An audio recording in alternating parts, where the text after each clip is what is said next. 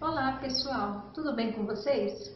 No vídeo de hoje eu vim trazer uma receitinha super deliciosa, um sorvetão cremoso sem ovos. Vamos aos ingredientes? Você vai precisar de uma caixinha de leite condensado, 2 caixinhas de creme de leite, 2 colheres de sopa de margarina, 1 xícara de leite e baunilha, pode ser 1 colher de sobremesa.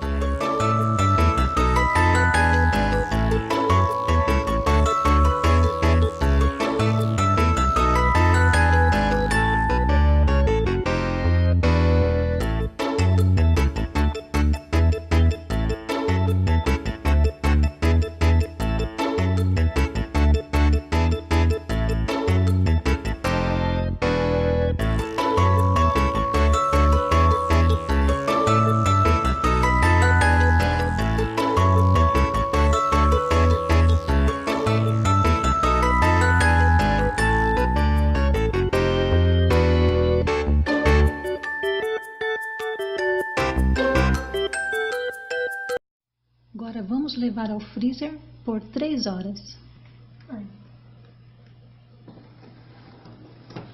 Para o ganache, você vai precisar de 1 xícara de chocolate em gotas e 1 caixinha de creme de leite. Eu vou levar ao micro-ondas agora.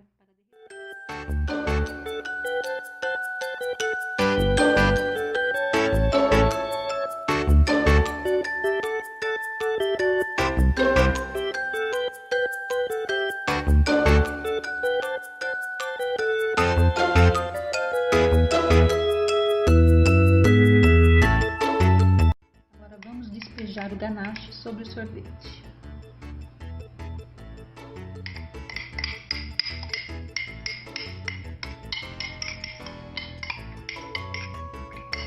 Vamos levar ao freezer por mais 20 minutinhos.